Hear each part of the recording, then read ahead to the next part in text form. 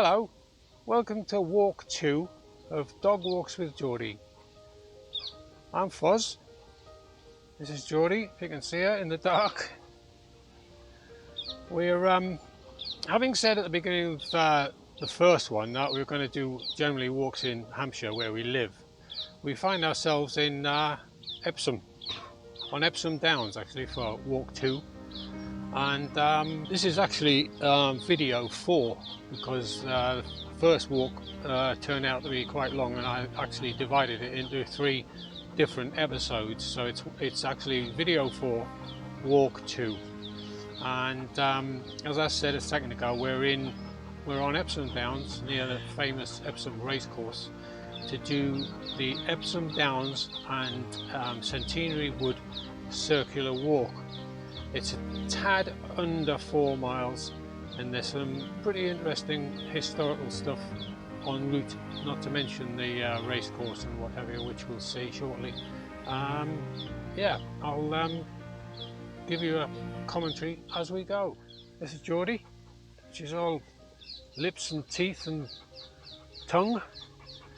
As we've heard before, she's a just over 3-year-old Canny Corso. She's actually quite small for a breed. People tell me, oh, they're usually huge, which they are, it's true. She's only 35 kilos, but she's quite enough dog as she is. Okay, we're just on the edge of the car park here. If you can see that behind me, it's not very interesting, it's a car park. I'm just going to give you a quick look around before we head off on our walk. I don't know if you can see it in the distance down there. It's actually far easier for me to see things than it seems the camera is, but down there is a grandstand to the race course. I'll just take you around 360.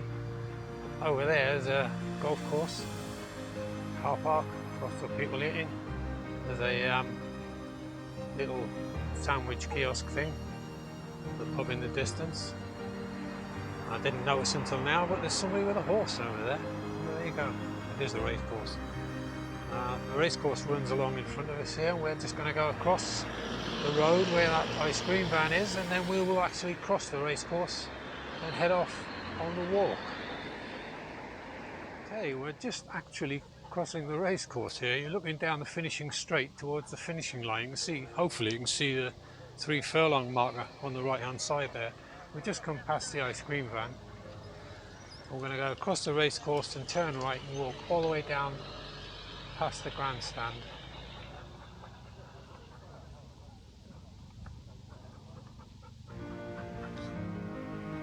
We've just walked down the finishing straight. I'll just show you. Down the finishing straight, where the track bends, the racecourse bends, that's kind of where we came on. We just walked down here. That's obviously the grandstand there, the finishing post, more or less in front of it.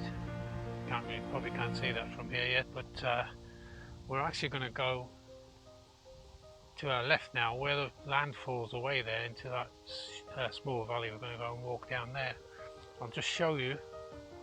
I'll give you another 360 of what's here, although you're going to have to go through the sun, I'm afraid. I'm sorry. You can see Epsom Downs. It's kind of old racecourse. The racecourse runs right around the top there, the high point, until it drops down here. As I say, along the straight to the finishing post, which is just this side of those white buildings. Hopefully you can see down there. Again, I'm not sure you can see that, but the big round red circle with a white centre is the finishing post. 2 parts to the grandstand. We're now going to head off down that track in front of us, if you can see it, towards the trees in the distance. We've dropped down away from the grandstand there, as you can see. We're on the track I was talking about, in the sort of low in the valley, and we're going to head off in this direction until we come to the road. We're going to have to put the dog on the lead there for a short section because we've got to walk on the pavement. It's the only bit that is on anywhere near a road on this walk. It's one I've done several times before. I don't have the sat nav, or I haven't even lit it up on the phone because I know the way. So there shouldn't be any need for that today. Kind of fallen tree or something over there.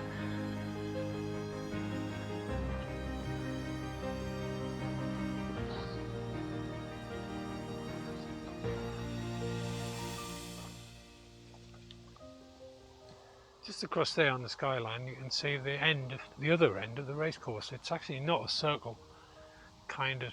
I think this is, if they want to get the longest race they can run, they start here and it goes all the way up the hill and around where you saw earlier on. We're going to continue down here towards the road. We've come to the end of this particular track. We haven't diverted from it, we just come down from the grandstand. The last 200 or 300 yards of it are alongside the road. I'm going to go this way because I've got Jordi on the lead again for the road. Hopefully you can see there, we're just alongside the road. We're going to go out and down the road for 200 or 300 yards and then we're off again. It's just it's a bit of a nuisance, but such is life.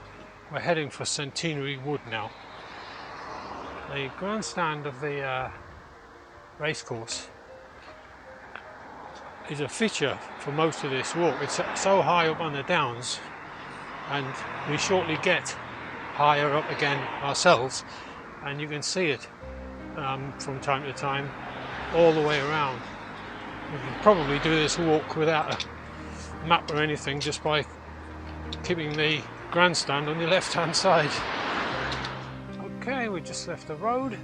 It's kind of behind us, so I'll face it. Come through this little gap in the bushes and we're off up here. I'm afraid the sun's in our eyes now, so I hope that doesn't affect us too much. But we're heading off towards the high ground on the left. Can't actually go towards it because we're sort of hemmed in by the fence here on the left on this. Bushes on the right. We've been in the valley for a little while, now we're climbing again, and hopefully on the horizon in the far distance you can see the grandstand again. But we're not going that way, we are going this way. We've reached the point where the track sort of levels out here, and then we have to do a 90 left, which is along this track, heading towards those trees beyond those people. I don't know if you can see it yet, but on the right there's a very well kept square of trees, and I think that is part of Centenary Wood. Basically they planted the trees in 2014 on the 100th anniversary of the First World War beginning. Having said that, I'm thinking now it might have been 2018 at the end, but anyway, they planted these trees to commemorate the war, World War One. And there's rows of stone soldiers, you can't see them yet, rows of stone soldiers, and on the left there's a sculpture, a wooden sculpture of basically is meant to represent the twisted and broken trees in no man's land. We're in the cultivated section of the newly planted trees. As you can see, they're in regimented rows, obviously to represent the soldiers in their regiments. Excuse me puffing and panting, but there's quite a rise in the ground there. Anyway, this fella is the first stone, and off. This guy is actually a civilian who's just joined the army, and you can see him in his flat cap and his civilian coat, standing to attention there. And as we move up, they get progressively more to becoming soldiers. This fella's got his soldier's cap on, but he's still wearing his civilian coat.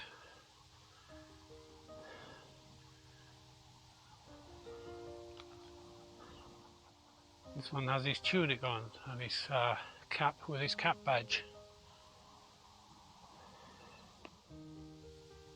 This one's got to the point in his training where he needs a rifle. He's got his rifle down by his side. I don't know if you can see that.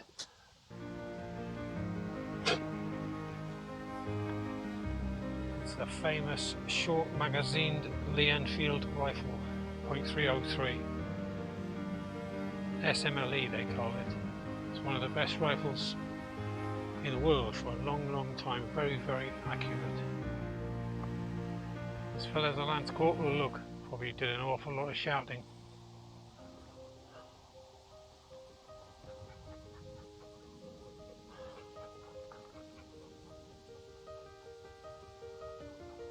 I don't know if you can see the sculpture in the distance over there. We're going to go and have a close look at that when we finish looking at the soldiers.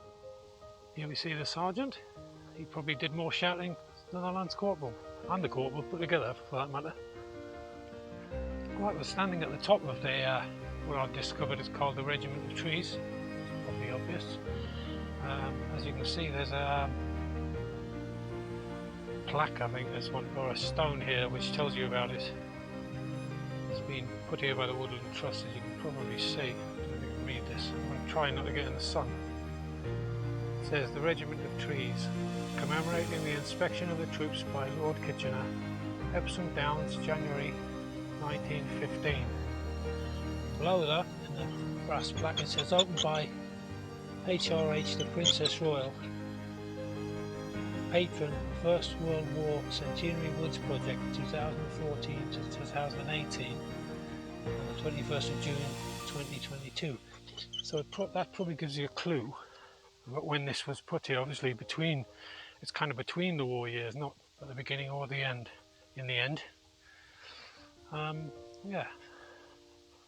Okay, moving on. Just going to leave the forest of soldiers and we're going to head off towards the sculpture I was talking about earlier. It's well, represents the broken trees, as I said.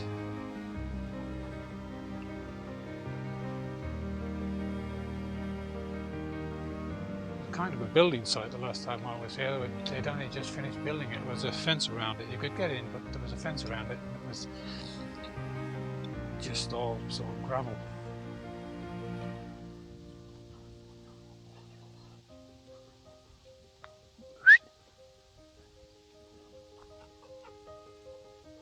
Just wait for these people to take their photographs and then we'll go and have a look at it.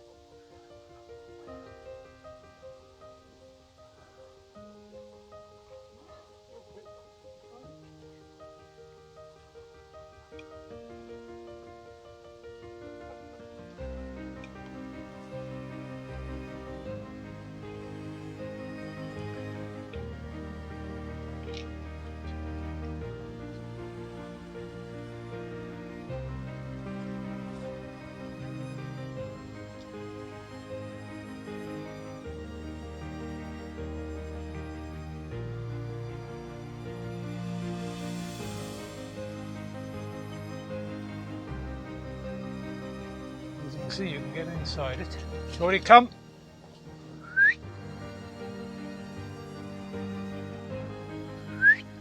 Let's get this dog under control again. Stand, Jordi, stand. Ah!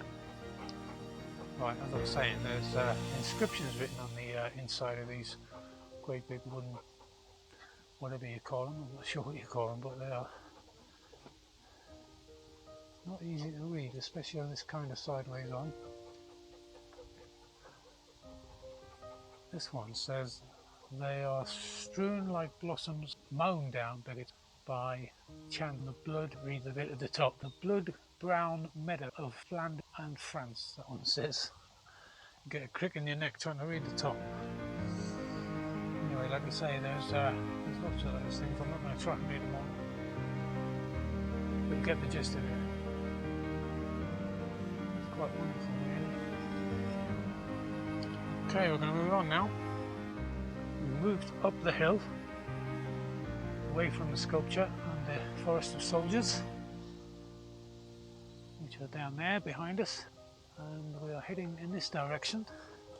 I'm just waiting for these people to move ahead. They've got a dog with them, and Jordi does like to play. I'm going to go through the gap in the trees, if you can see it, for the sun that is.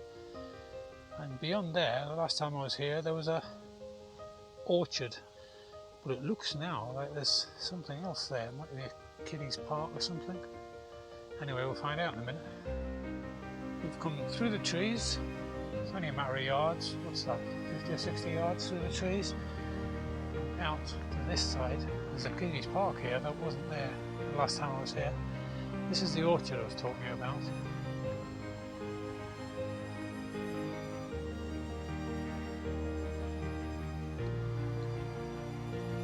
It is open, you can walk through it. I'm not going to do that today. It says, "Welcome to Sainsbury's Community Orchard."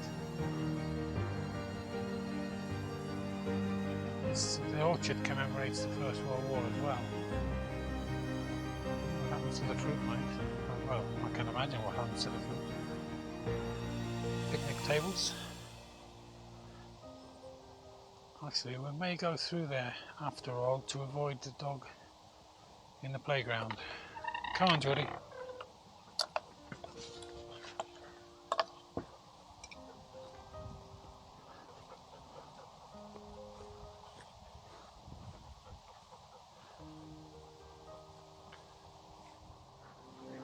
Okay, we've just come out the other side of the orchard. It's not huge, but I couldn't help noticing that the trees don't look in fantastic condition. The leaves are all withered. I know it's autumn, but the leaves are all withered. They don't look healthy at all. What fruit there is left doesn't look particularly edible either. I'm just going to go through here and see what this brings. Okay, we've just come through the gap in the trees there, matter of yards. There's a signpost here, I don't know if you can see that. It says Community Orchard and Car Park to the left. And then it says Jutland Wood. And Jutland Wood, again we're into the sun, which isn't great, but Jutland Wood is over there. We're going to have a look at that in a second. But down here is all part of the forest of trees that were planted. I have read somewhere that they planted, I think it was something like 2,500 trees to represent men who were killed in the war at some point, probably one point being the Battle of Jutland. But yeah, that's what the trees are meant to represent, a fallen soldier or sailor or anyone, I suppose, who fell. Okay, I'm going to go off in this direction into the sun. This is Jutland Wood. This is the board that tells you all about it. I don't propose to read it because it's tiny writing. The gist of it is, in fact, the first part of it says, find a moment in Jutland Wood to remember all those who sacrificed so much during the biggest naval battle of the First World War. Just got to stop for a dog barking. Each of the 6,097 saplings planted here in 2018 to 19 represents one life lost from a British ship during the Battle of Jutland, 31st of May to the 1st of June 1916. It goes on, but I won't read it all. And I don't think to see for the sun, but there's a wooden board with a ship's name on it. Come on.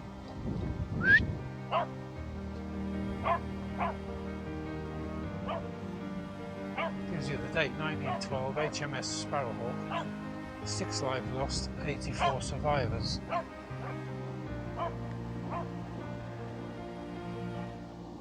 1913, HMS Fortune, 67 lives lost, 10 survivors. 1913, HMS Ardent. It just occurs to me, that must be the year the ship was built. Of course, it was before the war, wasn't it, 1913? Anyway, HMS Ardent, 78 lives lost, no survivors. All these ships were lost at the Battle of Jutland, obviously. I just read that. So the year at the top must be the year it was built. 1916, HMS Turbulent, 90 lives lost, no survivors. And so it goes on. Basically, this next one, HMS Black Prince. It says 1906 at the top, so that's obviously the year it was built. 857 men lost, no survivors. next one's 1,017 live first, and the one after that is 1,200. This seems to go up as it goes along. Anyway, you can see all the ships that were lost, all represented by one of these boards. Jordi, come!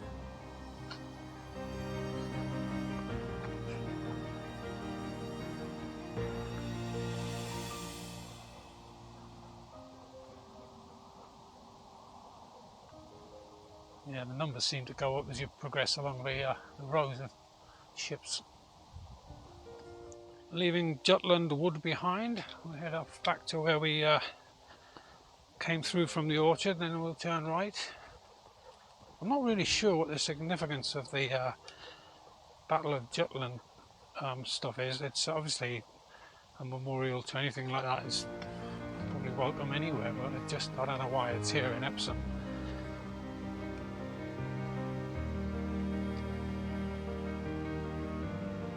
Back to the sign again, and the finger post says Cherry Avenue down there, but we're not going down there, we're going down this one. This planting is, it tells you on this board, it says this grove was created to commemorate all those involved in the First World War as part of the Centenary Woods project, and it's got the dates 1914, 1918, and then 2014 to 2018, which I presume is when they planted it. If you actually look on the horizon in the distance, you've got our friend the racecourse grandstand again. It does look miles away from here, it's not really. Anyway, this way. Okay, wind your way down through the avenue of trees. It brings you out just along there, looking, or come out this way in fact, but if you look to your left there's another avenue of trees, and the trees here are protected by these wooden fences, and quite a lot of the fences have boards attached to them which give you a history of something. In this one's case it's John Summer Smith, who basically died in action at the Second Battle of Ypres. He was 28 years old. Anyway, as I say, there's a history lesson just walking down there. We're off through this gap again in the trees.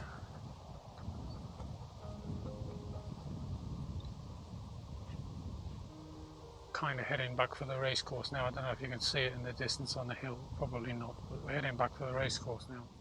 Just coming down from up on the hill, and we're into the trees here. I think there's a kind of major track down here. During the mornings, they often, I think they exercise the horses from the racecourse down here. There's actually signs telling you that before 12:30 you have to have your dog on a lead, which is fair enough. But obviously it's now 5 to 3. So that's not an issue, but when we get out of here, you'll probably see the hoof prints everywhere. And we're going to turn left. The sign over there says "Welcome to Longley Vale Wood," and you can see the hoof prints. But hopefully we won't come across any horses today. This way.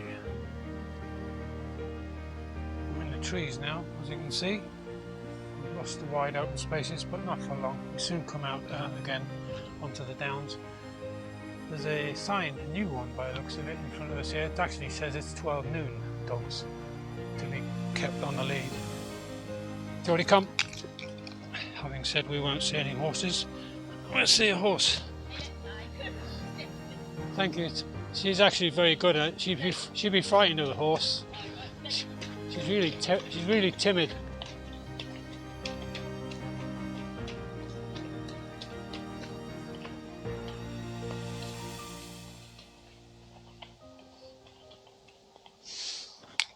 I was right once. It was a Thursday in 1974.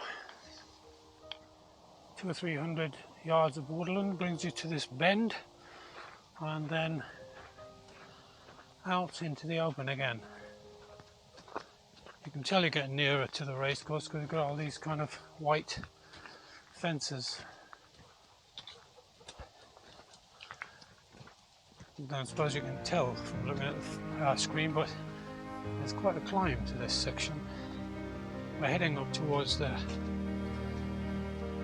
high ground that you could see across the valley from the grandstand. Once we get at the top of here, it all opens up again and you can see the grandstand itself. We've just come out of the trees there, and as I said, we're kind of back into racecourse country. We're going to head off up this hill. It probably doesn't look like a hill on here, but it is. It's quite steep. And then we'll see, hopefully the view will open up when we get to the top. The track actually takes you back into the woods. But for the sake of the view, I'm going to go to the right here and walk on the outside of the trees.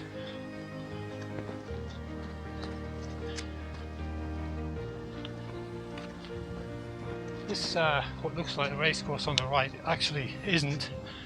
I think it's a training gallops or whatever they call it. I don't believe it's connected to the racecourse itself, which is actually over to our left.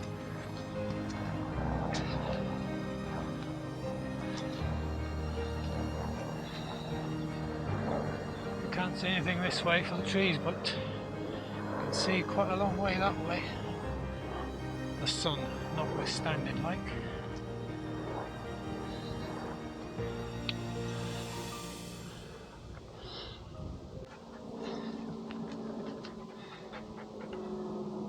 Jordi, sit.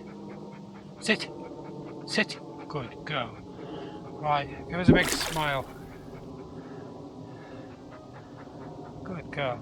Get a nice look at you.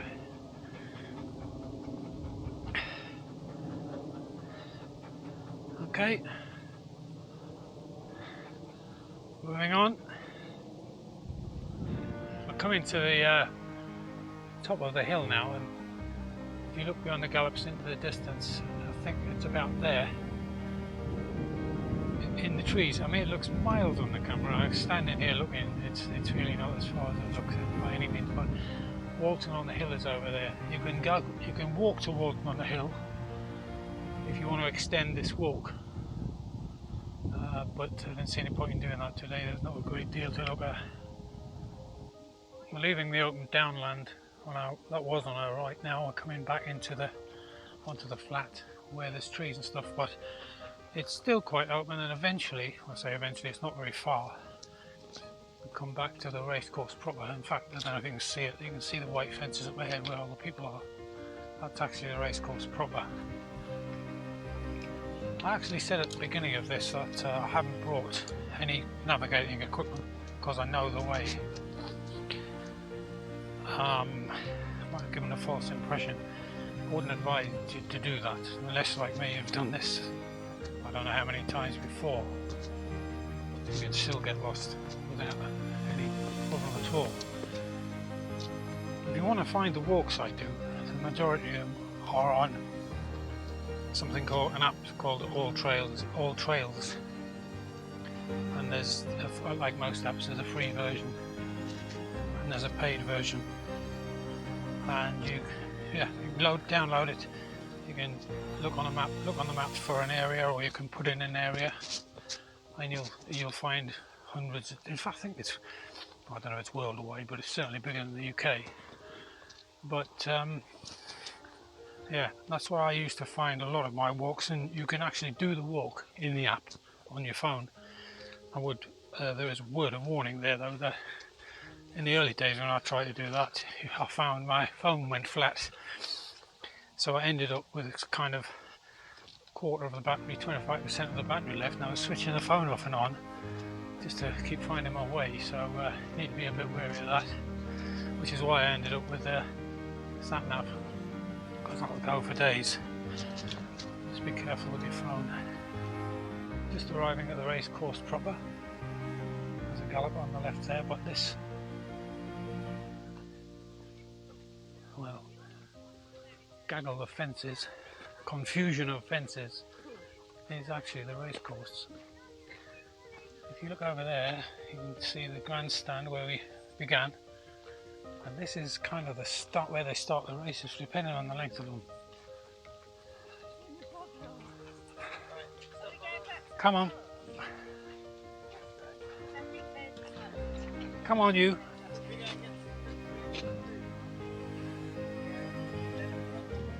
Yep, that's the race course at the 8 furlong mark. Heads off in that direction.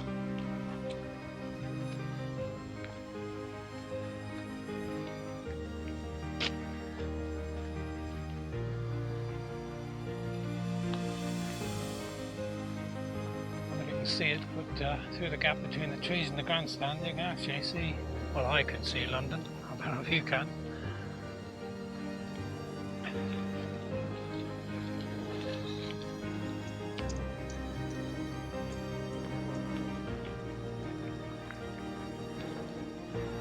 Nice drink of a puddle there.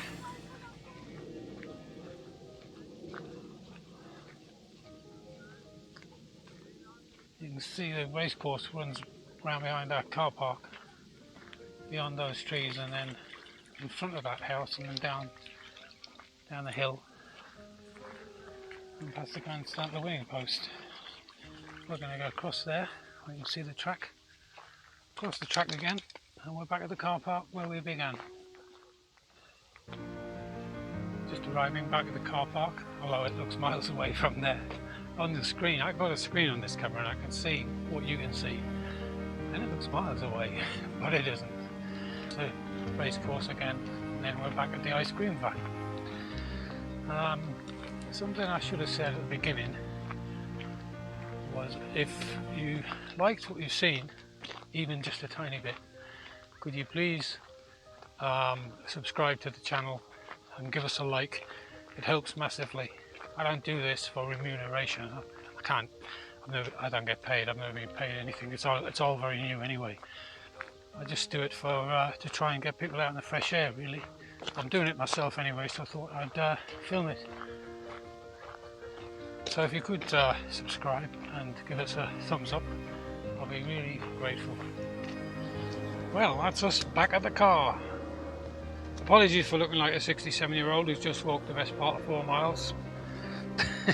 It's quite uphill and down dale walking over those downs. There's no hills and there's no mountains, but it does get you blowing at times. Her Majesty is actually done in, aren't you? She's a star. You can see her there in the dark. Come on, give us a smile.